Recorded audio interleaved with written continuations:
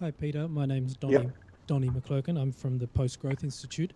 I was interested to hear at the end there that you said you re-examined a lot of the material there, and I have two quick questions about that. The first is whether or not those re-examinations have gone through then a peer review process, and the second is whether or not, when you said some of the evidence you put up there under number 2 problem, I'm wondering whether or not it seemed as if you were also cherry-picking some indicators yourself there, and I'm wondering if that re-examination involved using the full 50 countries as you raised in terms of that legitimate question earlier on.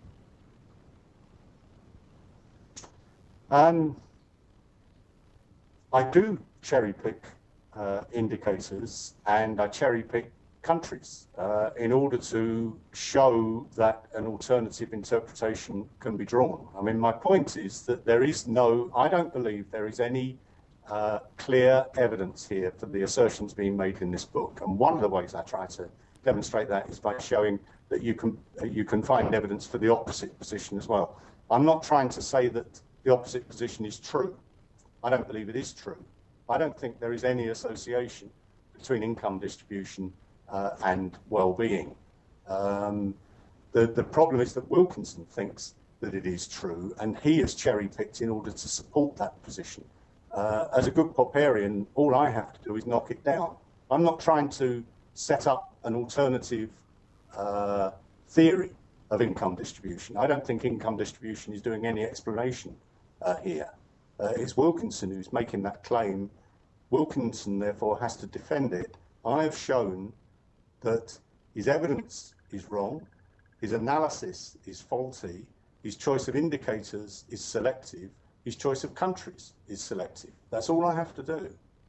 Now, I'm happy for you to come back at me if you don't feel that addresses what you're getting at.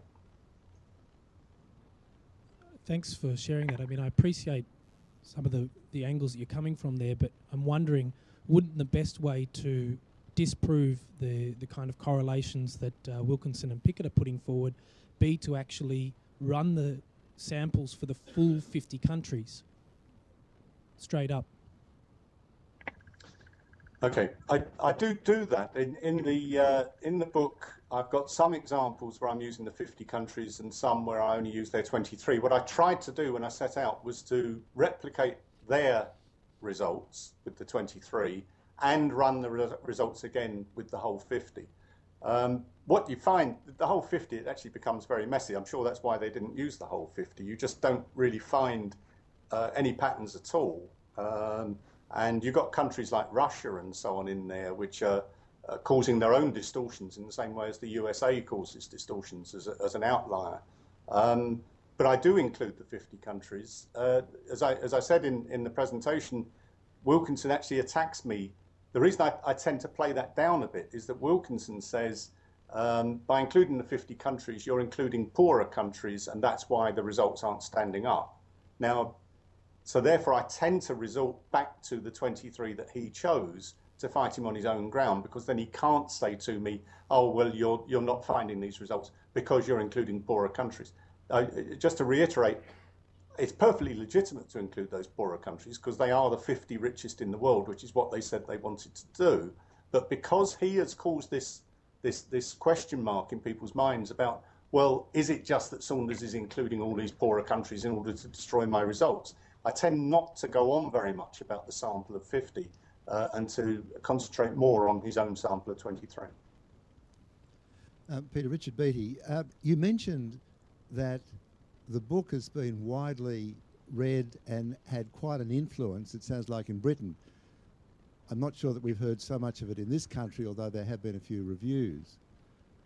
You mentioned David Cameron had, I think you implied, been a supporter of the book.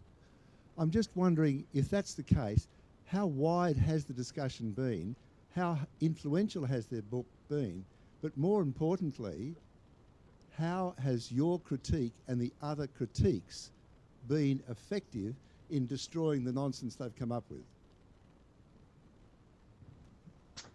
I mean, it's when people like Cameron take the book on board that I get worried. And the problem is that academia and I suppose the think tanks feed these agendas. And if nobody is around pointing to the problems in this book, then people like Cameron are going to assume that it's correct.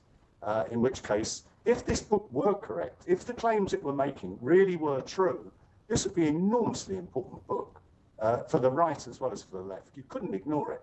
How could I possibly go on arguing for example, lower taxes, minimal state, more personal responsibility? How can I possibly go on arguing that if it were compellingly shown that not just individual well-being, but social cohesion and social well-being are improved by income redistribution? You would have to just pack up and go home. You'd have to, and that's what the situation that Cameron was in. He's leading a centre-right government, and he's being told that the income distribution is such that it's causing major problems, and that if we were more like the Scandinavians, it would solve those problems. Now, what do you expect the man to do? If he's being told that evidence is right, then he has to turn around and acknowledge it and say, look, this is a serious problem. We're going to do something about this. And of course, that's partly what he's been doing with a number of his initiatives, Big Society and the Social Mobility Initiative and so on. The trouble is that the book is not right. I've never been so convinced of something as I am of this. This book is wrong. This book is flawed. There is no doubt about that. The Snowden critique came out at the same time as mine, independently done. I didn't know of his existence until about a month before my book came out. He didn't know of my existence. We met up, we found we were saying exactly the same things. There's people, Andrew Lee in Australia has been critical of this book. There are people on the left who have been critical of particular aspects of the book. But there's not, there hasn't been a sort of sustained, well-publicised critique coming out of academia. And this is the treason of the clerics again. This is what you get when you have an academic establishment which is absolutely solidly left-wing. There was a survey done of sociology professors in this country in 2004, a wide-ranging survey of all sorts of things about their careers and so on. But it asked them how they would vote in an election. It asked them to place themselves on the spectrum between extreme right and extreme left. 3% said they would vote Conservative. 90% put themselves as centre-left or far left. And these are the professors. I mean, the young blades lower down the pecking order are even more radical. So there is nobody is willing. There's nothing coming out of academia. I mean, the previous questioner said about peer review. There's nobody in academia who's doing work that's at all critical of this stuff because they don't want to criticise it. And this is the problem then that the policymakers have. As far as the policymakers are concerned, there's these two screwballs, there's Christopher Snowden and Peter Saunders, and who the hell are they? They're both independent researchers, neither of them belong to a university, who are saying this stuff. And The Guardian anyway has already shown that they're just screwballs. And why would you listen to them? And everybody else is saying this stuff's great.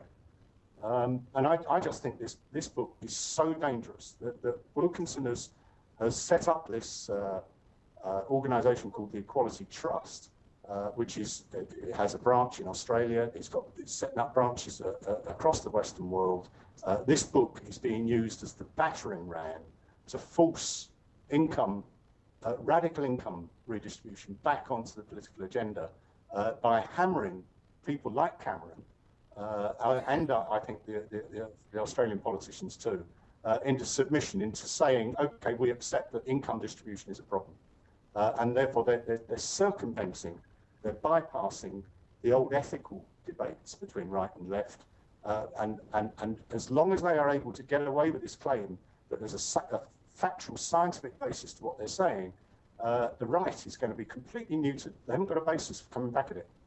The critique just isn't being published. Sorry, it's a long-winded answer to you, but I get very passionate about it. Peter, Jeff Hogman, have you yourself attempted to get into academic journals, or is that you don't see that as your responsibility or something you should be trying to do? And have any academics shown any interest to, say, invited you to a seminar or anything like that, to give a seminar or anything like that on the topic? No, they've for some reason they've overlooked that, Jeff. No, I've not been invited to a university seminar for how many years? I don't know. I did get invited at UNSW to a seminar there once when I was at CIS, but I haven't tried publishing in the journals, in the peer-reviewed journals. And it's a fair comment. Maybe I should try. As I say, there have been academics who have picked at this thesis. Andrew Lee being one, John Goldthorpe being another.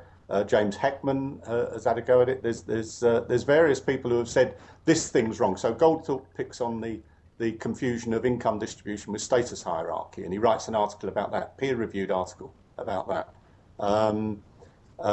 Andrew Lee blogged in Australia about some of the data on longevity of lifespan, and actually he's very interesting because he showed that if you take a time dimension on this, what you find is that the life expectancy improved fastest in the countries which became more unequal more quickly. So there are bits and pieces around in the academic sphere. So I'm not saying that all left-wing academics are in bad faith. They're not, but it's not built up into a sustained critique of the whole thesis. And the only sustained critiques I know of the whole thesis are mine and Christopher Snowden's. And Chris Snowden, again, he's much younger than me. He's 20 years younger than me. Trying to make it as an independent researcher, independent sort of journalist stroke social affairs commentator. I left academia 10, 11 years ago. I've got no desire to go back into it, which is why I suppose I haven't thought of publishing in the academic journals. It would be interesting perhaps to try to put a paper together and submit it to an academic journal. I suspect I know what would happen. Academic journals, this whole thing about peer review, the peer review thing is interesting. You know that Wilkinson says he will not now debate with anybody who has not published in peer-reviewed journals. But of course, peer review is a way of when all the peers all think the same thing, peer review is a way of ensuring consensus around the particular thesis. Peer review is an absolute pincer movement on people who are trying to come at a topic from a different direction from the consensus. Just you don't get published.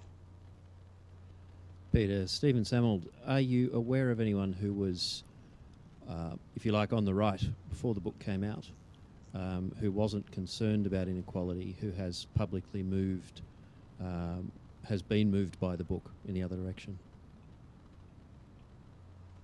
I can see how the book is friendly to sort of partisan preconceptions. I'm wondering if it's moved anyone from right to left. I can't immediately think of any examples. That's an interesting question. It's one I'll think more about. I'm not sure it would move people from right to left. I think what it would do is change the agenda on the right, and I think that to some extent that's what's happening. And the book's publication came at just the right time. I mean, it came after the banking crisis, in the midst of another recession, the capitalist world apparently in turmoil. So it's absolutely the right time to be pitching a critique like this. It's the time when in Britain, we've got people like Philip Blond, who's in Australia at the moment, arguing for red conservatism. Although I'm actually going to a talk in a couple of weeks' time about blue Labourism as well. So I mean, I guess we're all going to end up in some kind of purple concoction in the middle somewhere. But so I think what it is, it's not that people on the right feel they can't be on the right anymore. It's that people on the right feel that they have to change the agenda on the right to encompass issues about income redistribution, and that clearly is part of Cameron's agenda. And in Britain, the Brown government increased the higher rated tax band up to 50%. Cameron hasn't reversed that. He doesn't feel he can reverse it. Cameron's problem, incidentally, is that he's seen as a sort of upper class toff, and therefore he spends all his time trying to show that he actually has great sympathy with the underdog. So Cameron is not interested in trying to sort of take off these controls or move away from that sort of Blair-Brown redistribution consensus. I mean, he feels very comfortable in that consensus, and this book, in a sense, plays to that. Peter, thank you for a very interesting presentation. Looking at the state of the debate between yourself and the authors, it appears that if we were to take their arguments in good faith, we see perhaps a lack of understanding of statistics and philosophy of science, as well as some basic logical errors. That's taking it in good faith. Now, also taking into account the idea that peer review is a red herring, as you say, because you're basically talking about a 97% left or far left sociological establishment. On the one hand, having these glaring philosophy of science, logic and statistical errors or inability to see facts on the other hand, I was wondering whether people from the philosophy field, trained in philosophy of science and or statisticians, have weighed in to also present their arguments, and if not, whether you might consider inviting them to do so, because as someone trained in statistics, I can certainly see the irrefutable strength of your arguments. Well, I'm glad you said that, because I actually, when I debated with Wilkinson and Pickett before they decided not to talk to me anymore, when we debated at the Royal Society of Arts, and you can actually see that debate actually online if you're interested. You can stream it from the RSA website.